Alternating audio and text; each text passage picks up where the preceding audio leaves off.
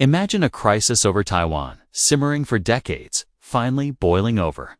Naval standoffs escalate to airspace violations. A stray missile hits a ship. Satellites go dark. The United States, aiming to stabilize the region, moves its forces closer. To Beijing, this feels less like stabilization and more like a direct military threat. Red lines are crossed on both sides, and suddenly, the unthinkable becomes a real possibility. Nuclear war. But what does that even mean? Nuclear weapons aren't for winning wars in the traditional sense. Their power lies in coercion, in delivering a shock so profound that it shatters an opponent's political will to fight. In this high-stakes game, two terrifying scenarios emerge: a limited, targeted strike and a full-scale, all-out nuclear exchange. Could China survive either? To answer that, we first need to understand China's defensive shield. Since 2010, Beijing has been quietly building one of the world's most advanced missile defense systems. It starts with early warning. China's satellites can detect the intense infrared heat of a missile launch just seconds after it happens. On the ground, massive radar installations create a detection net stretching nearly 4,000 kilometers, covering approaches from the Pacific, Alaska, and other key corridors. Once a threat is detected, a layered defense network kicks in. At the lowest altitude, there's the HQ-9C, designed to take out shorter-range missiles. Further up, the HQ-19, often compared to the American Nod system, provides high-altitude defense. And at the very edge of space, the HQ-29 exo-atmospheric interceptor waits. These are mobile, making them harder to target. And their job is to hit enemy missiles during their mid-course flight. On paper, it's a formidable system. But its real-world effectiveness depends on numbers, timing, and the immense pressure of making life-or-death decisions in minutes. Let's game this out. Scenario 1. A limited nuclear strike. The United States decides to deliver a bloody nose attack, not a knockout blow. The goal is to cripple China's military response capability without destroying its society. From an Ohio-class submarine hidden beneath the waves, 15 to 20 Trident II missiles are launched. Each carries a W-88 warhead, packing a punch of around 475 kilotons.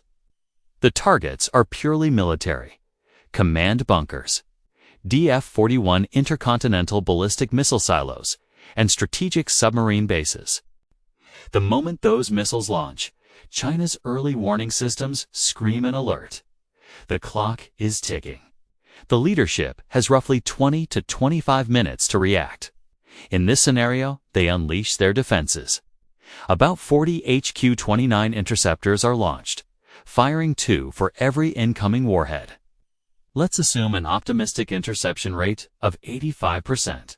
That means 3 or 4 warheads get through. The impact is devastating.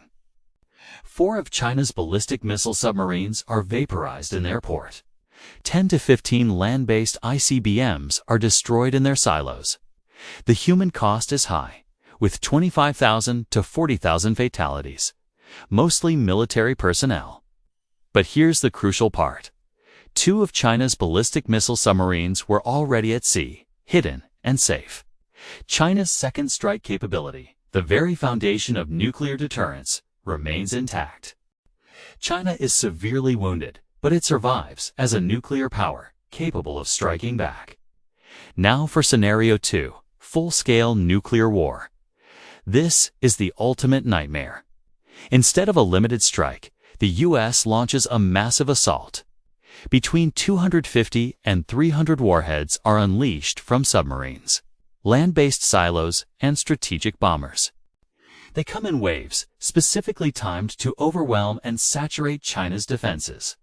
The targets are no longer just military. Now, everything is on the table.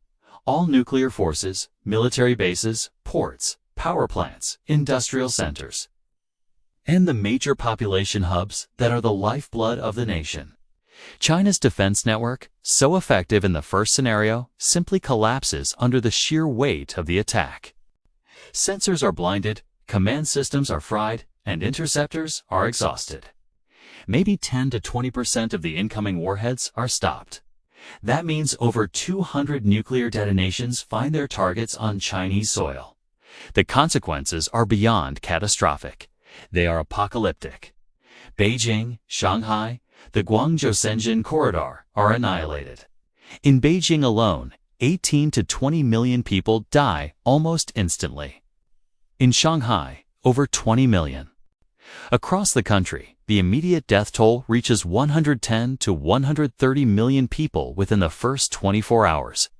Another 200 million are left with horrific injuries, radiation sickness, and no hope of medical care. The entire national infrastructure ceases to exist. The power grid fails, water and food systems are destroyed, and transportation networks are obliterated. Chinese society as we know it effectively ends. But the horror doesn't stop there. Even in this state of total collapse, retaliation is inevitable. China's surviving submarines, the ones that were at sea, would receive their final pre-programmed orders. They would launch their JL-3 missiles at American cities. Los Angeles, Seattle, New York, it doesn't matter. Tens of millions of Americans would die in a blaze of nuclear fire. In this scenario, there is no winner. There is no victory.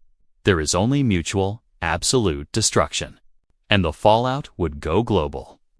The massive firestorms from hundreds of nuclear detonations would inject enormous amounts of soot and ash into the upper atmosphere, shrouding the planet in a dark haze. Sunlight would be blocked, causing global temperatures to plummet. This isn't science fiction. It's the terrifying reality of nuclear winter. Crop failures would spread across the globe, leading to a worldwide famine. It's estimated that in the years following such a war, up to 2 billion people could face starvation. So, let's return to our original question. Can China survive a nuclear strike? The answer is nuanced. It could likely withstand a limited counter-military strike, retaining its ability to retaliate. But it absolutely could not survive a full-scale nuclear assault. But here is the deeper, more important truth. No country can.